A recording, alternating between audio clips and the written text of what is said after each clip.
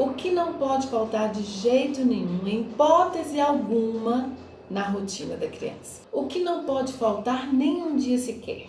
Hoje eu vou te ensinar como criar uma rotina saudável para a criança em 4 passos. Eu sempre falo aqui que fazer uma rotina é ter mais controle do próprio tempo, inclusive para a criança. Ter rotina é ser saudável. Os resultados da rotina é que a criança vai ficar menos ansiosa, menos desobediente e ainda a maior parte dos seus desgastes com a criança no dia a dia vão embora. A rotina, ela envolve regras, limites e consequências. É uma forma muito clara de estabelecer limites para a criança. A falta de rotina, ela vira uma bola de neve. Ao mesmo tempo, a rotina bem estabelecida e cumprida faz muitos problemas desaparecerem. Existe um relógio biológico da criança e é preciso que esse relógio seja respeitado.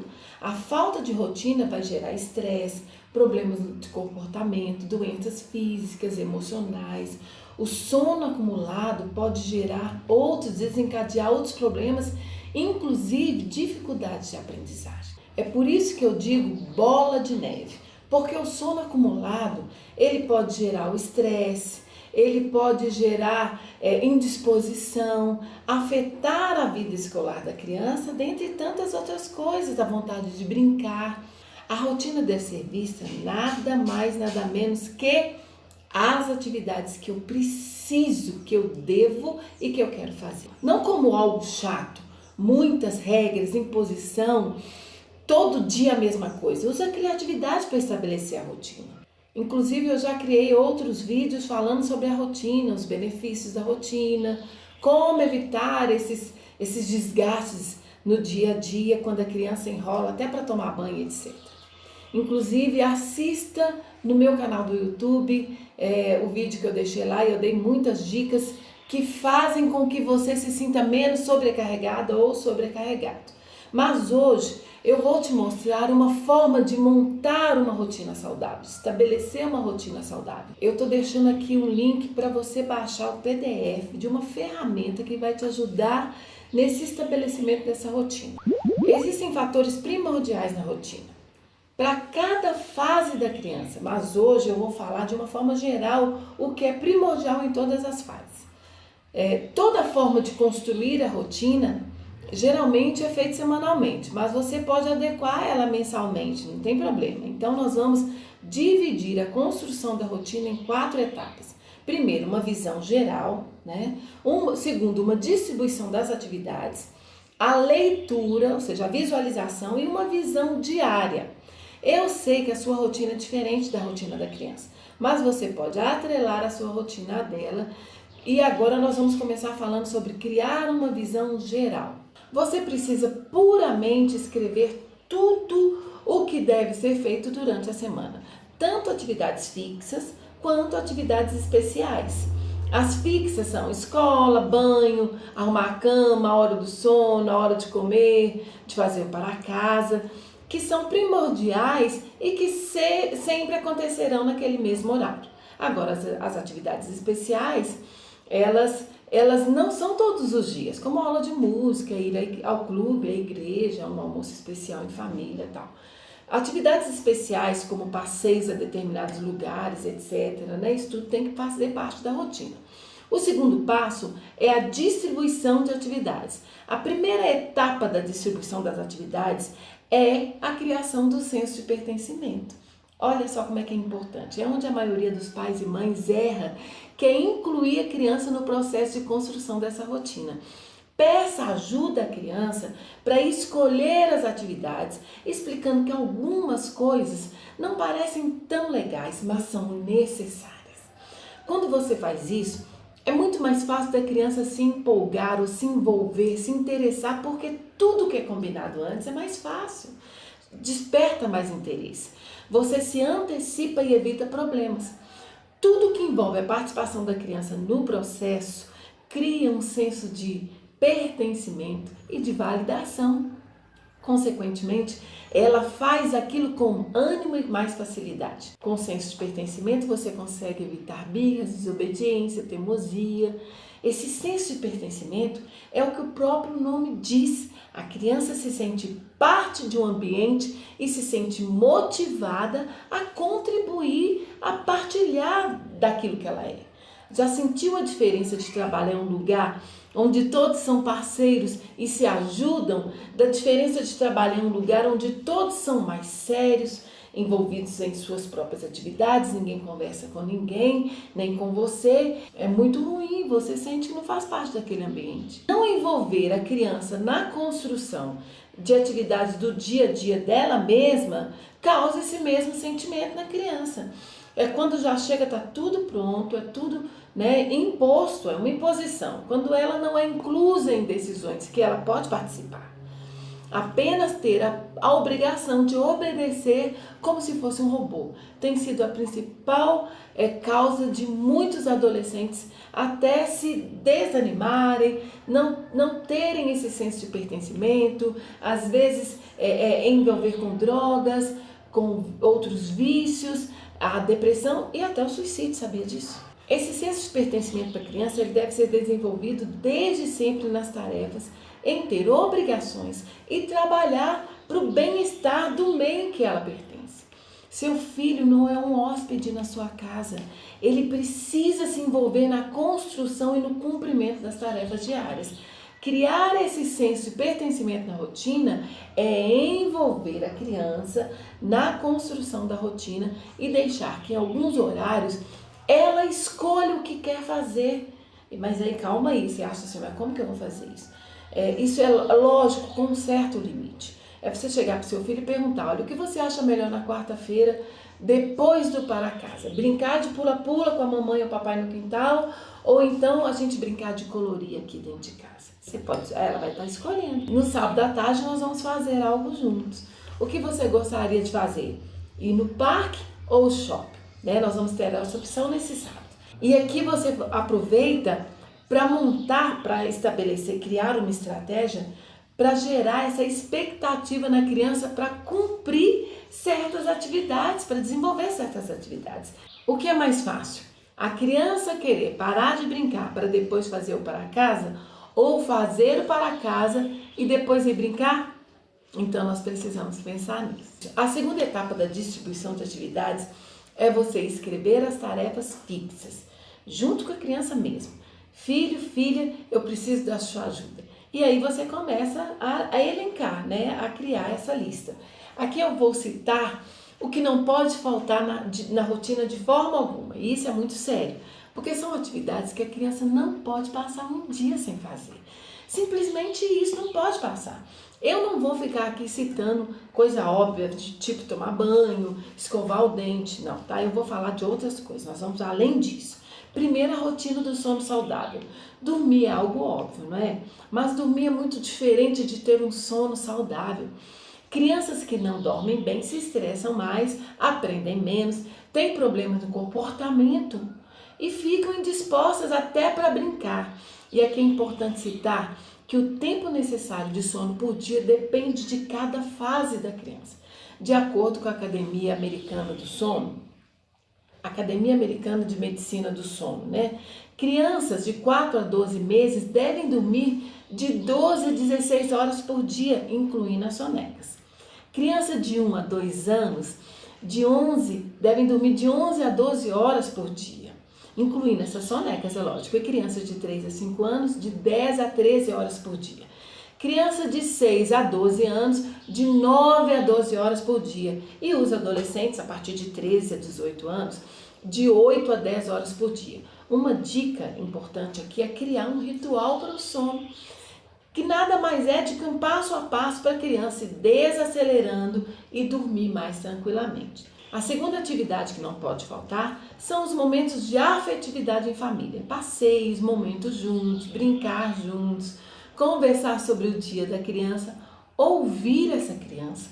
Você tem um relacionamento com a criança que precisa ser cultivado e precisa ser saudável. Na minha casa, durante a infância das meninas, eu tenho 3, você sabe, Na minha casa, durante a infância das meninas, a gente tinha o dia da família. Era sempre toda terça-feira. Nós jantávamos juntos, tinha um momento especial.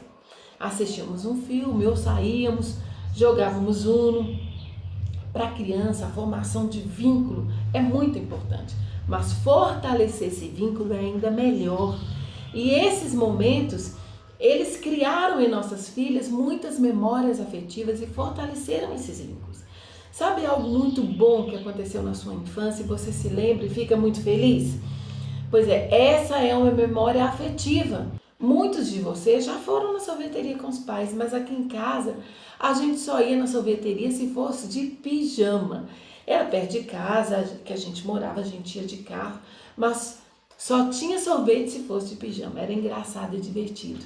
Mas hoje isso se tornou uma memória afetiva muito agradável para elas. É impossível elas passarem naquela avenida principal do bairro e não se lembrarem disso. A terceira dica que não pode faltar na rotina é a alimentação saudável. A alimentação saudável não é só comer mato, igual muita gente pensa. Ela precisa estar longe de alimentos industrializados e artificiais que normalmente vão na merenda da criança para facilitar a vida dos pais. A alimentação não é só comer, é nutrir o corpo. Isso também define a disposição da criança e até a inteligência. Você sabia que 1/4 dos nutrientes que a criança come vai para o cérebro dela? Já pensou? A criança e você também conseguem ficar mais inteligentes comendo melhor. A quarta dica que não pode faltar é o momento de aprendizado. O aprendizado envolve desde a escola, contação de histórias e até a brincadeira.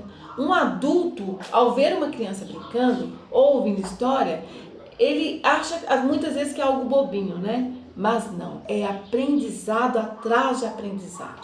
É praticamente impossível brincar ou ouvir uma história sem aprender nada. Quando o pai ou a mãe, quando os pais constantemente proíbem a criança de brincar como forma de castigo, ou como vocês chamam de castigo, mas eu falo como forma de consequência, eles estão simplesmente privando a criança da maior fonte de aprendizado delas, a brincadeira. E a contação de história faz parte das brincadeiras. A quinta dica são momentos para gastar energia física. Brincar, pular, colar, rolar na grama, brincar na areia, ao ar livre, sem medo de ficar sujo ou pegar na formiga. A criança não é um robô que quando começa a pular, você já diz para ela se aquietar e sentar e ficar na televisão. Ela precisa gastar energia, ela precisa se cansar. Nas atividades de aprendizagem, ela se esforça mentalmente e isso produz um cansaço. E ela precisa se esforçar fisicamente também. Dependendo da forma que a criança gasta essa energia, o sistema imunológico dela será também fortalecido. Ela se desestressa e até melhora a qualidade do sono. Pensa nisso, né? A sexta dica, que não pode faltar, são os momentos para desacelerar. Não só na hora de dormir, mas também para a criança aprender a lidar com o que tira ela do normal dela. Às vezes, ela está muito agitada, estressada, num nível extremo. Vamos respirar puramente, respirar para se acalmar e falar. Quando no caso, por que ela está incomodada, por que ela está agitada.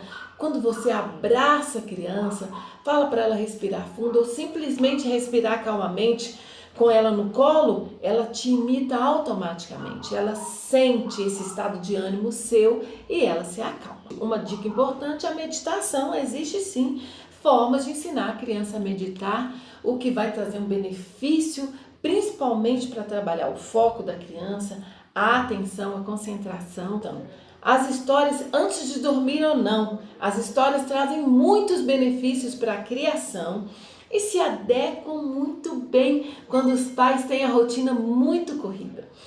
Sabe por quê? Em 10 minutos você conta uma história bem contada para a criança. E são 10 minutos de um tempo muito bem gastos. Tempo de qualidade. Tem um vídeo no meu canal com o nome Por que você deveria contar histórias para a criança? Todos os dias, na verdade. Por que você deveria contar história para a criança todos os dias?